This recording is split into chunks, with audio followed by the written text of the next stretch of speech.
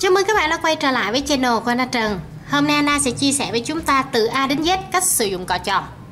Đầu tiên thì các bạn sẽ chuẩn bị cho Anna một cái bảng đen để làm mặt phẳng chúng ta tập vẽ. Tiếp đến thì các bạn sẽ đổ gel vẽ ra. Ở đây Anna sử dụng đến gel vẽ màu trắng. Ngoài ra các bạn không sử dụng gel vẽ, có thể sử dụng bột vẽ. Tiếp theo là không thể thiếu chính là cọ tròn.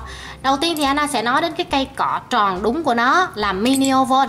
Cái cây cọ tròn này cách nhận dạng của nó khá đơn giản. Thứ nhất là các bạn có thể thấy phần trên này của nó bấm dẹp đi như cọ bạn, nhưng mà cái đầu của nó lại tròn ra và nhỏ xíu như thế này. Ok, ngoài ra nó còn có một số anh em và biến thể của nó. Ví dụ như cây ở đây là cái cây liner số 1. Các bạn có thể thấy được thay vì nó dẹp nó lại không dẹp, nhưng mà cái cọ của nó vẫn dài ra như thế này. Cái cọ này cũng gọi là cọ tròn hoa cúc. Nó không gọi là cọ bạn vì nó không dẹp bạn như cái này, nhưng mà nó đều có tên là cọ tròn hoa cúc, cọ tròn, cọ tô, đều là tên của nó cả. Ở đây là cây số 1. Ngoài ra thì cái loại cọ này nó còn có nhiều biến thể anh em của nó theo kích thước. Ví dụ như ở đây Anna có một cái cây gọi là cái cây 1/2, tức là nó nhỏ gấp đôi, ốm gấp đôi cái cây cọ số 1 này. Rồi, đây là biến thể của cọ tròn, và nhìn chung tất cả những cái này đều có công dụng giống nhau. Hai cây này có thể dùng để tô được, còn cây này không dùng để tô mà chỉ dùng để làm cọ bản tròn mà thôi. Còn hai cây này là cọ tròn, vừa tô được mà vừa vẽ được. Rồi, chúng ta sẽ thực hiện nó và phân biệt chúng nó kỹ hơn như sau. Anna sẽ bắt đầu với cây cọ mini oval, cọ bản tròn. Rồi, đối với việc sử dụng cọ bản tròn này thì chúng ta phải lưu ý một vài lưu ý như sau. Đầu tiên là cách lấy mực. Các bạn sẽ lấy mực như sau. Chúng ta lấy một nửa cọ, chúng ta sẽ chà nhẹ ra như thế này, tán nhẹ ra như thế này. Lật mặt còn lại, tiếp tục tán nhẹ ra.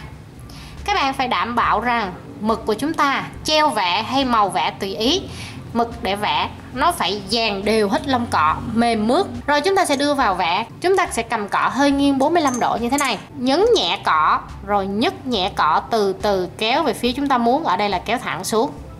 Các bạn có thể thấy được Anna có một cánh hoa thẳng. Làm lại một lần nữa. Đây, lấy mực cho mướt nè. Rồi đặt vào vị trí muốn vẽ, nhấn nhẹ rồi nhấc nhẹ đồng thời kéo thẳng xuống là chúng ta đã có cánh hoa. Cánh hoa này hay gọi là cánh hoa cúc. Ngoài ra thì chúng ta có thể thử lấy cái cây số 1 cọ tô tròn này vẽ xem nó có gì khác nhau nha.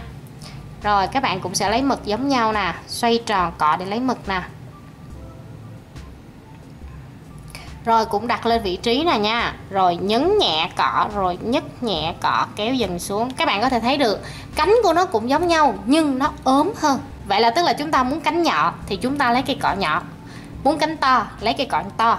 Vậy thì các bạn sẽ thử cái cây số 1/2. Dĩ nhiên là cái cánh nó ra sẽ nhỏ hơn. Nào chúng ta thử ha. Lấy mực nè. Rồi đặt đúng vị trí này, nhấn nhẹ cọ, nhấc nhẹ cọ. Các bạn có thể thấy cánh càng ngày càng nhỏ dần. Ok, cánh này là dùng cây mini oval, cánh này là số 1, cánh này là 1/2. Vậy tùy ý chúng ta muốn cánh lớn cánh nhỏ mà chúng ta sử dụng cọ cho phù hợp. Quay trở lại với mini oval, chúng ta sẽ bắt đầu vẽ. Chúng ta sẽ lấy mướt cọ nha. Rồi chúng ta sẽ vẽ nét thẳng, tập luyện nét thẳng. Đặt vào vị trí, kéo, thả dần. Rồi đã có cánh hoa rồi thì chúng ta muốn xếp cánh hoa theo vị trí nào thì nó ra cái hoa theo vị trí khác. Đầu tiên là chúng ta sẽ cắm cho nó bằng nhau thử như thế này, sát vách nhau, họ hàng một cánh chúm lại để chúng ta tạo ra hoa cúc như thế này. Vẫn là kéo thẳng thôi nha. Đây. Rồi chúng ta cứ liên tục kéo thành hình tròn thì chúng ta sẽ có một hoa cúc tròn nha. Ok, tiếp theo đó sau khi các bạn đã có thể tập luyện được nét thẳng rồi thì các bạn sẽ tập luyện nét cong. Anna cũng sẽ lấy mướt cọ nha. Rồi mướt cọ rồi thì chúng ta sẽ vẽ nét cong như sau. Đặt vào vị trí, nhấn nhẹ rồi nhấc nhẹ cọ đồng thời kéo hình dấu hỏi. Chúng ta đã có nét cong. Rồi với nét cong này thì khá nhiều ứng dụng hơn so với nét thẳng.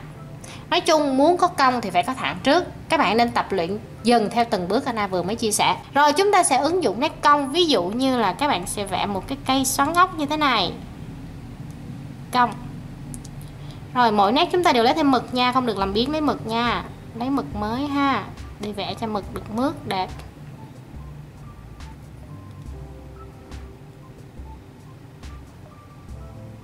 Đó, như thế này ha.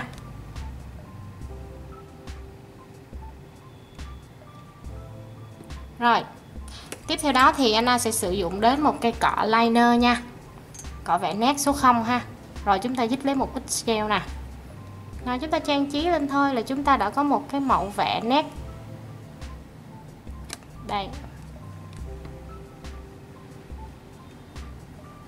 Thỏa sức sáng tạo nha, các bạn muốn sáng tạo kiểu nào cũng được ha. Ở đây Anna chỉ chia sẻ cách thôi, còn sáng tạo là tùy chúng ta. Như thế này là chúng ta đã có họa tiết xoắn ốc nha.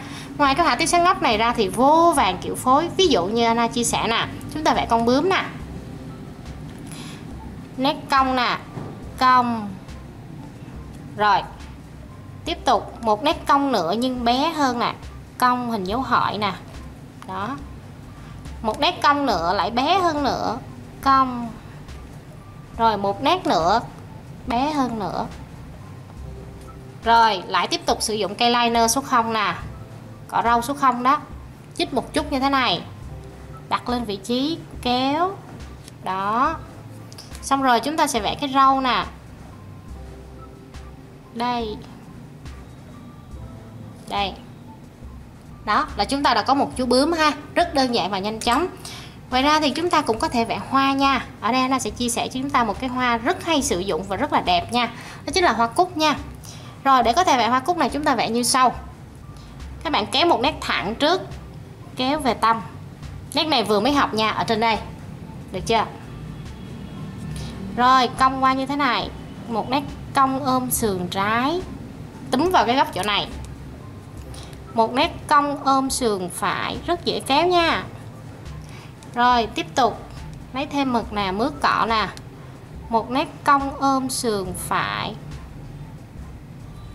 Đây, tiếp tục đối xứng của nó, một nét cong ôm sườn trái. Đây, rồi một nét cong ôm sườn phải từ ở giữa cánh nè, ôm vào góc. Ok chưa? Bên đối xứng làm tương tự, ôm qua đây, túm vào góc. Ok ha. Tiếp tục bên đây.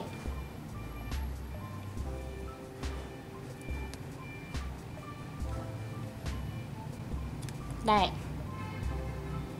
mỗi lúc cái cánh hoa nó mỗi nhỏ lại nha. Mình muốn nó nhỏ thì mình nhấc cọ lên, đừng có đè cọ quá, nhấc cọ lên nè. Đây là nó đã có một cái hoa cúc rất nhanh chóng, chỉ với vài nét chúng ta vừa mới học. Rồi ngoài ra thì chúng ta có thể phối cánh thẳng với cánh cong này như sau. Các bạn vẫn sẽ lấy mướt cọ nè, rồi mình phối nè. Đầu tiên Anna cho một cánh thẳng trước, cánh thẳng nè, mới học lúc ban nãy ha, cánh thẳng. Tiếp theo đó Anna sẽ cho hai cánh cong, một cánh ôm sườn phải như thế này, một cánh ôm từ bên trái như thế này. Đó là chúng ta đã có cánh 3 kết hợp với nhau. Ngoài ra thì các bạn muốn 4, 5, 6, 7 gì đó kết hợp với nhau là tùy ý chúng ta ha, tùy sáng tạo. Rồi bây giờ chúng ta sẽ phối như sau nè. Có rất nhiều gợi ý cho đây. Thì đây Anna sẽ chia sẻ một cái hoa mai. Rồi ở trên hướng 12 giờ, tức là cái đồng hồ đó, dành cho các bạn nào chưa biết cách chia hoa mai nha. Rồi hướng 12 giờ vẽ một nét thẳng nè, thẳng như thế này. Rồi các bạn cho cái này là cái đầu, thì bây giờ mình đối diện cái đầu chính là cái háng, được chưa? Hiểu là cái háng đi cho dễ hiểu ha. Kế bên cái háng này sẽ có cái chân bên trái, chân trái nè, kế cái háng nè, được chưa? Đối diện chân trái là chân phải, bên đây chân phải nè.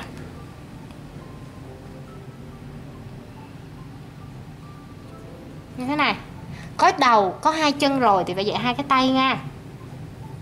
Cái tay thì mình sẽ chia đều cái khoảng cách từ cái đầu đến cái chân là cái tay. Ngay đây ha. Thì mình sẽ vẽ xuống nè. Rồi có tay phải rồi, có tay trái rồi thì mình sẽ vẽ tay phải nữa nha.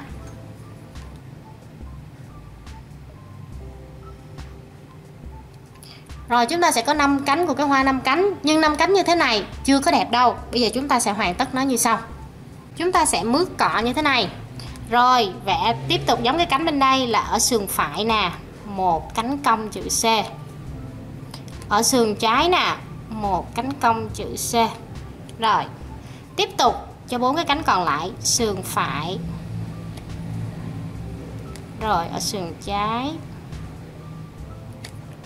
Đây, cứ liên tục kéo vô là mình có cái hoa nha.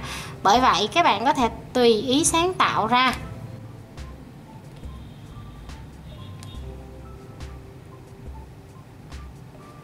Rồi sau khi để xong cánh rồi thì chúng ta lại lấy cây cọ số 0 này lại nè, lấy một ít treo vẽ nè, rồi vẽ cái nhị cho nó nữa là xong.